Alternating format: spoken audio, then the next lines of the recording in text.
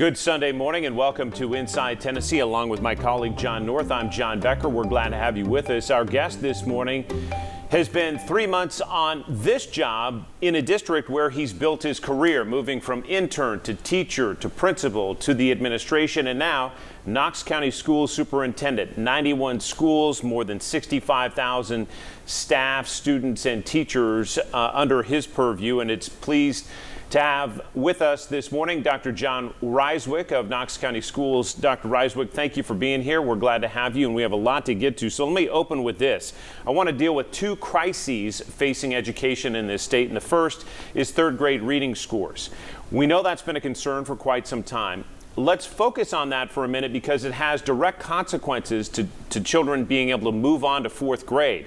I saw some reports this week that said maybe up to 70% of third graders in the state wouldn't be able to move on if they can't meet these benchmark scores. So bring us up to speed on third grade reading efforts, where they stand, and what the implication of that new law may have on kids in Knox County.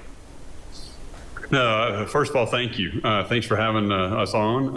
And just want to say that is interesting where we are at with the third grade retention law that was passed last year. So third grade literacy has always been a focal point in education. And really the reason for that importance is in those grades up to third grade, you're kind of learning how to read. And then once you get to third grade and beyond, you are now reading to learn. And so it's important that students have that proficiency level and are very good readers in third grade because, again, that's when they start falling behind exponentially if we're still trying to teach them to read after that point. So, so I'd say on this side, we applaud the state focus on that being an important target for students to be able to meet.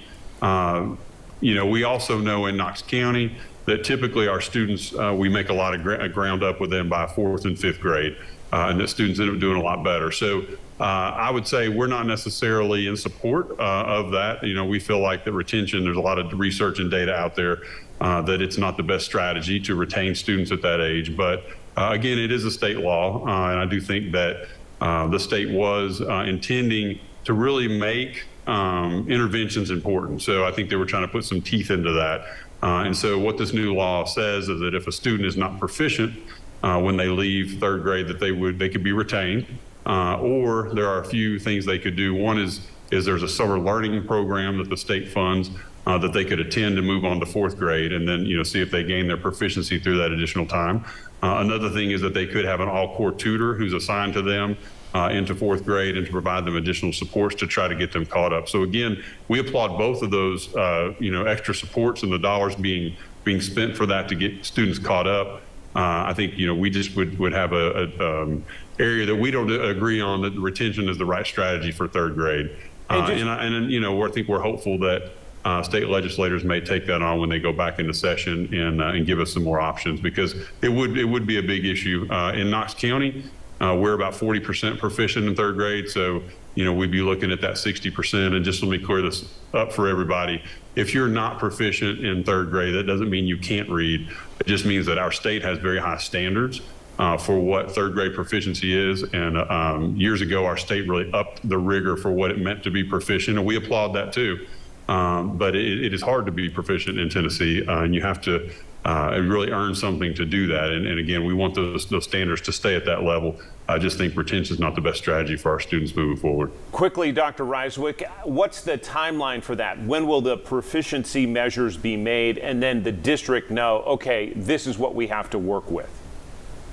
So those will go into effect at the end of this year. That we'll know that based on how students perform on their TCAPs that they take April into May, and we'll get those results back so that we can communicate to families, what their options are. Again, summer programming and/or tutoring, and we're confident that a lot of our families will choose that if the legislators don't intervene prior to that.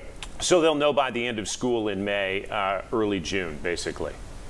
Correct, and that's with the expectation that the state will be able to turn those numbers around quick, and that's what they've told us to this point. All right, I'm going to move to another crisis, and then I'll let my colleague in.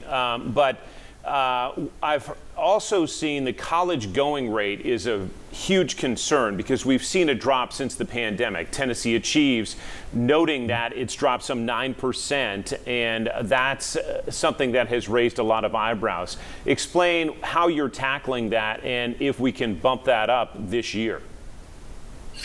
No, you're right. I've seen the same data and had conversations even with the folks at Tennessee Achieve. So, I think we've had obviously some different disruptions in recent years to that process, and I think it's going to be hard to kind of we need to let that tease out a little bit to see what that looks like. But I think also one thing we've learned on the other side of the pandemic is that the economy's changed a lot. There are a lot of jobs out there that aren't college types of jobs. There's a lot of competing salaries that are out there for that. We look at kind of retail places like a Starbucks or a Target or someone like that that's paying $15 an hour.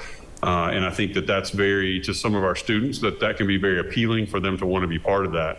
What we have to do is kind of make sure that one of our goals is to make sure that all of our students are prepared once they leave and graduate. So graduation is not the end for Knox County schools. We want our students to be prepared once they graduate to move into a long-term career with a high-paying wage. And we need to make sure that we're doing that through some things we'll get into. Our 865 Academies is one of those processes that really is trying to start students back in late elementary school to sixth grade, thinking about careers, thinking about aptitude testing and counseling, because sometimes that money can look really good in those first couple years out. But we really want students to have long-term careers and capabilities, and majority of those jobs do require post-secondary training, certification, or college, and we want to make sure students are ready to do that. So I think now is a good time for us to recommit to that, make sure that awareness is there and the supports are needed for families to understand the importance of that. We're going to dive into those 865 Academies, student discipline, lots of other questions. John North will lead us off in the next block. Stay with us. We're back with Rysewyk right after this, the Superintendent of Knox County Schools.